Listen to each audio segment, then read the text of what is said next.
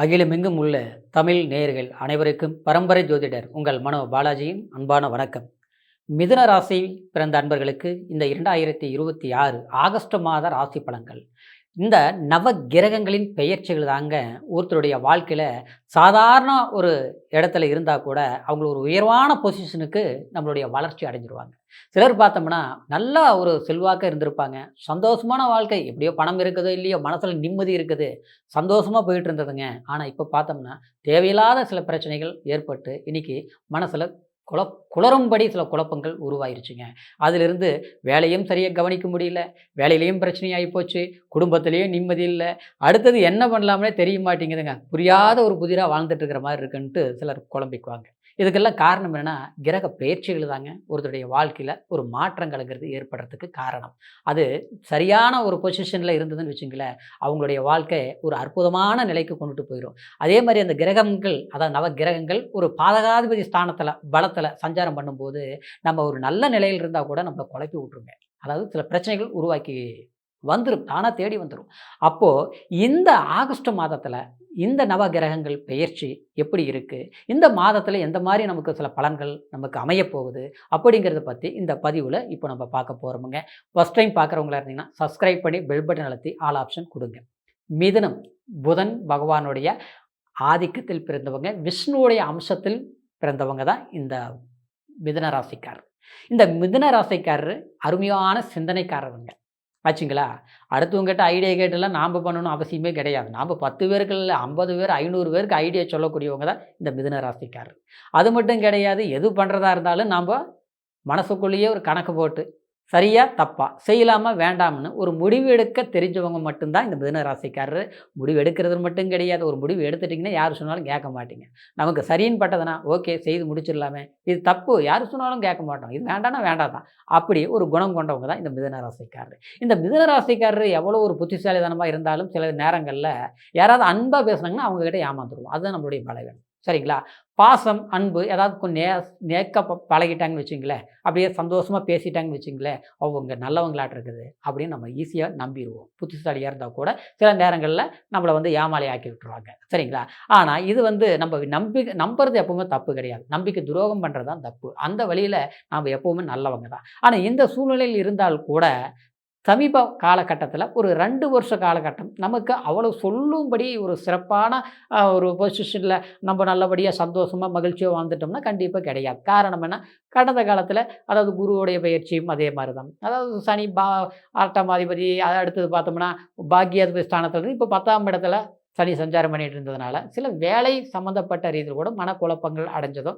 ஆனால் இப்படியெல்லாம் இருக்கக்கூடிய நேரத்தில் இந்த நேரத்தில் நம்ம ஒரு மீண்டு வரக்கூடிய வாய்ப்புகள், நமக்கு சாதகமான சில வாய்ப்புகள் ஏற்படுமா, வேலையில் சில பிரச்சனைகள் நமக்கு தீர்க்கப்படுமா, இந்த மாதத்தில் ஏதோ ஒரு நல்ல வாய்ப்புகள் நமக்கு எதிர்பார்க்க முடியுமா அப்படின்னு பார்த்துட்டோம்னா கண்டிப்பாக வாய்ப்பு இருக்குங்க. ஏன்னா உங்கள் ஜென்மாதிபதியே புதன் பகவான் உங்கள் ஜென்மத்திலேயே 5ஆம் தேதி வரைக்கும், அப்படின்னா இந்த ஸ்டார்டிங்கில் பார்த்தோம்னா உங்களுடைய ராசியில் தான் சஞ்சாரம் பண்ணுறாரு.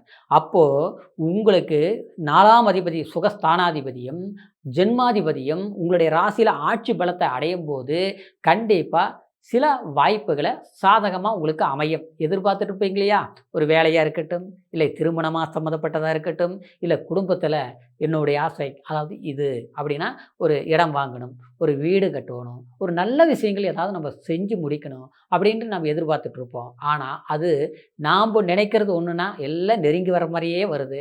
கடைசியில் பார்த்தோம்னா அது விரும்பும்போது நம்மளை விட்டு விலகி போயிடுது. சரிங்களா. இந்த மாதிரி தான் நமக்கு நடந்துகிட்ருக்கு. என்ன நமக்கு மட்டும் இப்படி நடக்குது அப்படிங்கிற குழப்பம் தீரக்கூடிய ஒரு மாதம், அதாவது ஆரம்பமே உங்களுக்கு சில வாய்ப்புகளை வரக்கூடிய ஒரு வாய்ப்புகளாக காலமாக இது அமையப்போகுதுங்க. ஏன்னு சொன்னோம்னா கரெக்டாக 5ஆம் தேதி பார்த்தோம்னா உங்கள் ஜென்மாதிபதி தனஸ்தானத்துக்கு குருவோடு போய் இணைஞ்சிருவார். ஏன்னா குரு பகவான் உச்ச நிலையில் இருக்கிறார். அது மட்டும் கிடையாது, அந்த இடத்துல சூரியன், அதாவது புதனுக்கு உகந்தவர் யார், சூரிய பகவான். சரிங்களா. அவரோடு இணைய போகுதுங்க உங்கள் ஜென்மாதிபதி. அப்போ இந்த நேரத்தில் தனம், பொருளாதாரம், குடும்பம் சார்ந்த விஷயங்கள் எவ்வளவு குளறும்படி நமக்கு இடைஞ்சல்கள் இருந்ததோ, எவ்வளோ ஒரு மனசில் ஒரு குழப்பங்கள் இருந்ததோ, என்னப்பா வாழ்க்கை, எதுக்கு தான் வாழ்ந்துட்டு இருக்கிறோம் தெரியலையே, எல்லாரும் சந்தோஷமாக இருக்கிறாங்க, நாம் நமக்கு மட்டும்தான் பிரச்சனைகளாக இருக்குது அப்படிங்கிற மாதிரி. ஏன்னா எல்லாரும் சந்தோஷம் இருக்கிறத விட சிலர் கஷ்டப்பட்டாலும் அதுக்கு தகுந்த பலன் கிடைக்கும். ஆனால் நம்ம கஷ்டப்பட்டாலும் அதுக்கு தகுந்த பலன் கிடைக்க மாட்டேங்குது. நம்மளால மற்றவங்களுக்கு நல்லா இருக்குது. ஆனால் நமக்கு பாதகமாக தான் இருக்குது. யாரையாவது நம்புனா அங்கே பார்த்தா நம்மளை யூஸ் பண்ணிட்டு கடைசியில் நமக்கு பெரிய ஒரு டேஞ்சர்ஸ் உருவாக்கி வைக்கிறாங்க. இந்த மாதிரி சில பிரச்சனைகள் எல்லாம் இருந்ததுனால தான் நமக்கு இந்த வெறுப்புகள் ஆகுது. ஆனால் அந்த வெறுப்புக்கு ஒரு விருப்பத்தக்க ஒரு நல்ல விஷயங்கள் கண்டிப்பாக உருவாகும். ஏன்னா 2ஆம் இடத்துல உங்களுக்கு அதாவது பாதகாதிபதியாக இருந்தாலும் குரு பகவான் உச்ச நிலையை அடையும் போது உங்களுக்கு குரு பல வாய்ப்புகள் உருவாக்கி உச்சத்தில் இருக்குது. அந்த இடத்துல உங்கள் ஜென்மாதிபதி போய் இணைஞ்சிருக்கிறார். சரிங்களா? அப்போது இந்த சமயத்தில் உங்களுக்கு சுகஸ்தானம் அப்படின்னா தனம், அதாவது ஒரு குடும்ப சந்தோஷம், அதை விட உங்களுடைய பேச்சு, சரிங்களா? கல்வி படிக்கிறவங்களுக்கு அது மட்டும் இல்லை, நல்லா படிச்சுட்டேன், எனக்கு ஒரு தகுந்த வேலை இல்லையே, பிடிச்ச வேலை கிடைக்கல, கிடைக்கிற வேலை நிலைக்கல, ஆக மொத்தத்தில் தேடல் தேடல் தேடிக்கிட்டு தான் போயிட்டுருக்குறோம். எல்லாம் இருந்தாலும் சிலருக்கு பார்த்தோம்னா நிம்மதி இல்லை, ஆரோக்கிய தொந்தரவு, பாதிப்பு, இப்படி இருந்த சில பிரச்சனைகள் கண்டிப்பாக ஒரு நல்ல வாய்ப்புகளை உருவாக்கக்கூடிய ஒரு காலகட்டமாக இருக்கும். அது 22ஆம் தேதி வரைக்கும் ஒரு சுமூகமான வாய்ப்பை கொடுக்கும். அதாவது குரு ஓட இருக்கக்கூடிய சூரியனோடு இருக்கக்கூடிய உங்கள் ஜென்மாதிபதியினால். அடுத்தது பார்த்தோம்னா இந்த 22ஆவதுக்கு மேலே உங்கள் ஜென்மாதிபதி 3ஆம் இடத்துக்கு பயிற்சி ஆவார். சரிங்களா? அதன் பிறகு பார்த்தோம்னா இந்த 22ஆவது மேலே உங்களுக்கு சில இடமாற்றங்கள், இப்போ ஒரு இடத்துல வேலை செஞ்சுட்டு இருக்கிறோங்க, அதுக்கு அப்புறம் பார்த்தோம்னா கொஞ்சம் டென்ஷனாக இருக்குது வேலை, அப்படிங்கிற மாதிரி அந்த ஒரு வார காலம் கொஞ்சம் இதாக இருக்கும். ஆனால் பெரிய தொந்தரவுகள் வராது. இன்னொரு விதத்தில் பார்த்தோம்னா உங்களுக்கு அதாவது 5ஆம் அதிபதி 12ஆம் அதிபதி சுக்கிரன் 4ஆம் இடத்துல சஞ்சாரம் பண்ணிகிட்டு இருப்பாருங்க. அப்போது அதாவது வீடு இந்த கிரையம் பண்ணுறது, சுப செலவு பண்ணுறது, அந்த மாதிரி விஷயங்கள் பாருங்கள். அதாவது அதை முடிவு எடுக்கிறது மட்டும் ஒரு மாதம் இந்த ஆகஸ்ட்டை விட்டு தள்ளி போடும். சரிங்களா? வாங்கக்கூடிய வாய்ப்புகள் இருக்குது, சுப விஷயங்கள் பண்ணக்கூடிய வாய்ப்புகள் இருக்குது. ஆனால் அந்த 4ஆம் இடத்துல நீச்ச நிலையில் இந்த சுக்கிரன் இருக்கிறதுனால உங்கள் விரையாதிபதி 4ஆம் இடத்துல நீச்ச நிலையில் இருக்கும்போது நாம் சில விஷயங்களை நல்ல தீர்க்கமாக யோசித்து முடிவெடுக்கணும். சரிங்களா? அடுத்தது அதாவது அதே சமயத்தில் 5ஆம் அதிபதியாகவும் இருந்து அந்த சுக்கிர பகவான் 4ஆம் இடத்துல நீச்சம் அடைஞ்சனால, அதாவது பாவ கிரகம் சுக்கிரனை பார்க்கறதுனால, ஆனால் அவங்க 2 பேர் நட்பு பெற்றதுனால பெரிய இடையூறுகள் வராது. சரிங்களா? அதில் மாற்றம் இல்லை. அதே மாதிரி குழந்தைங்களுடைய விஷயத்தில் கொஞ்சம் கவனமாக இருக்கணும். அவங்கக்கிட்ட பேசுகிறது, ஏற்கனவே அவங்க பேச்சு நம்ம பேச்சு கேட்க மாட்டேங்கிறாங்க, நாம் சொல்கிறது அவங்க கேட்க மாட்டேங்கிறாங்க, அவங்க சொல்கிறது நமக்கு பிடிக்க மாட்டேங்குது. எல்லாம் ஒற்றுமையாக சந்தோஷமாக தான் இருந்தோமுங்க. இன்றைக்கி பார்த்தோம்னா ஒன்றுக்கு ஒன்று ஒத்து வர மாட்டேங்குது. சந்தோஷமாக உட்காரும்போது சந்தோஷமாக இருக்குது, பேச்சு ஆரம்பிச்சோம்னா நீ சொன்னால் எனக்கு பிடிக்கல, நான் சொல்கிறது உனக்கு பிடிக்கல, என்னத்தை பேசுகிறதுங்கிறது ஆளுக்கு ஒரு பக்கம் ஓடுற மாதிரி இருக்குது. இந்த மாதிரி ஒரு சூழ்நிலைகள் இருந்தது எல்லாமே சரிங்களா, ஒரு புரிஞ்சிக்கக்கூடிய வாய்ப்புகள் உருவாகும். ஒருத்தரை கொஞ்சம் மனசு விட்டு பேசக்கூடிய ஒரு சந்தர்ப்பங்கள் உண்டாக்கும். 3ஆம் இடத்துல கேது, அது இயல்பாகவே கடந்த காலத்திலேருந்து இருக்குது. அப்போது இந்த ஸ்தானத்தில் இருக்கிறதுனால நம்மளுடைய எண்ணங்கள், சிந்தனைகள், நம்மளுடைய முயற்சிகள், பயணங்கள் இதெல்லாமே கொஞ்சம் தடையாகிட்டு இருந்தது ஆச்சுங்களா?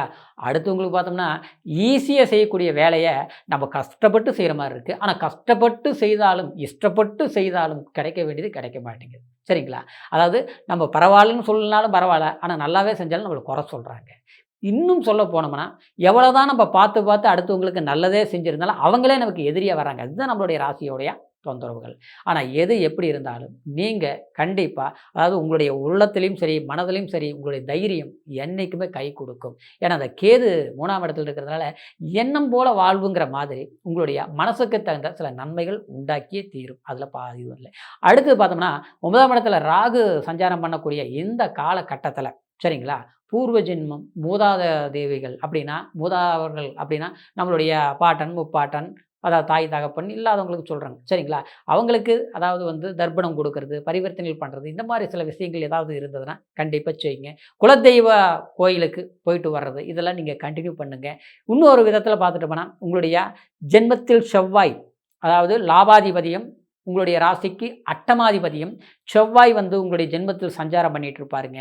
அப்போது அதே நேரத்தில் கொஞ்சம் வேகம், வண்டி வாகனம் போக்குவரத்தில் கொஞ்சம் பொறுமையாக போயிட்டு வர்றதும், அதே நேரத்தில் அதாவது ஆரோக்கிய விஷயத்தில் சரிங்களா, கொஞ்சம் மருந்து மாத்திரை ஏதோ ஒன்று சாப்பிட்டுட்டு இருக்கிறேன், சாப்பிட்டுக்கலாம். இல்லை அதெல்லாம் எதுவும் இல்லை. திடீர்னு பார்த்தோம்னா தலை சுத்துற மாதிரி இருக்குது, கை கால் வலிக்கிற மாதிரி இருக்குது, ஒரு சோர்வாக இருக்குதுன்னா, ஒரு இன்னும் போய் ஒரு டாக்டரை ஒரு செக்கப் பண்ணிக்கிறது, ஒரு மாத்திரை வாங்கி சாப்பிட்றது. இந்த மாதிரி வந்து நீங்கள் செய்யக்கூடிய ஒரு வாய்ப்புகள் இருக்கும். ஆனால் செய்கிறது நல்லது. அசால்ட்டாக இருக்கக்கூடாது. சரிங்களா? இந்த மாதத்தை பொறுத்தவரைக்கும்.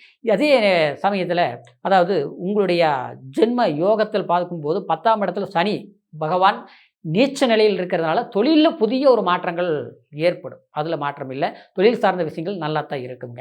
இப்போ சொன்ன பலன்கள் கோச்சார அடிப்படையில் நம்ம பலன்களை சொல்லியிருக்கிறோம். இந்த கோச்சார அடிப்படையில் நம்ம பலன்களை சொன்னதுனால இது வந்து ஒரு அளவுக்கு ராசியின் தன்மைகளை பொறுத்து இருக்கும். ஆனால் முழுமையான பலன்கள் எப்படின்னா பிறப்பு ஜனன ஜாதகத்தில் தான் நம்ம தெரிஞ்சுக்க முடியும். ஏன்னா ஜனன ஜாதகம் தான் ஒருத்தருடைய வாழ்க்கை எந்த மாதிரி நம்ம வாழக்கூடிய ஒரு சந்தர்ப்பங்கள் இருக்குதுங்கிறது அந்த தசாபுத்திய அந்தரம் சூட்சுமத்தில் தான் நம்ம உணர முடியும். சரிங்களா? அந்த பலன்களை கணிக்கும் போது தான் பலன்களை நம்ம முழுமையாக தெரிஞ்சுக்க முடியும். அப்படிங்கிறதுனால கண்டிப்பாக உங்களுடைய பிறப்பு ஜனன ஜாதகத்தை ஒரு முறை பார்த்துக்குங்க. ஏன்னா மூல திரிகோணாதிபதிகள் திசை வரும்போது அற்புதமாக இருக்கும். அதே மாதிரி கேந்திர ஸ்தானாதிபதிகள் திசை வரும்போது சிறப்பாக இருக்கும். ஆனால் எல்லாருக்கும் சிறப்பாக இருக்குமானா சுபர்களுடைய பார்வை இருக்கணும். அதே மாதிரி சில யோகங்கள் இருக்கணும். ஆனால் அந்த மாதிரி ஒரு காலகட்டம் நமக்கு இப்போ வரக்கூடிய ஒரு வாய்ப்பு இருக்கா? இல்லை நடந்துட்டு இருக்கா? இல்லை வந்து நமக்கு பாதகாதிபதி திசை நடக்கிறதுனால இந்த மாதிரி இருக்கா? அப்போ எந்த கோயிலுக்கு போகணும்? இல்லை நம்ம எந்த மாதிரி நடந்துக்கணும்? இல்லை எது வரைக்கும் எந்த நேரம் வரைக்கும் இப்படி இருக்கும்? அப்படிங்கிறது நம்மளுடைய பிறப்பு ஜனன ஜாதகத்தை தான் தெரிஞ்சுக்க முடியுங்கிறதுனால இது வரைக்கும் உங்களுடைய ஜாதகம் பார்க்காமல் இருந்து இப்போ பார்க்கணும்னு நினச்சி நம்மகிட்ட பார்க்கணும் விரும்புனீங்கன்னா கீழே இருக்கிற நம்பருக்கு ஃபோன் பண்ணி உங்களுடைய டேட் ஆஃப் பர்த் டைம் மட்டும் சொல்லுங்கள். சரிங்களா? உங்களுடைய வாழ்க்கையில் அதாவது இப்போ எந்த மாதிரி இருக்குது, இனிமேல் எப்படி இருக்க போகுதுங்கிறத முழுமையான பலன்களை நம்ம தெரிஞ்சுக்க முடியுங்க. சரிங்களா? மீண்டும் அடுத்த பதிவில் சந்திக்கும் வரைக்கும் நன்றி, வணக்கம்.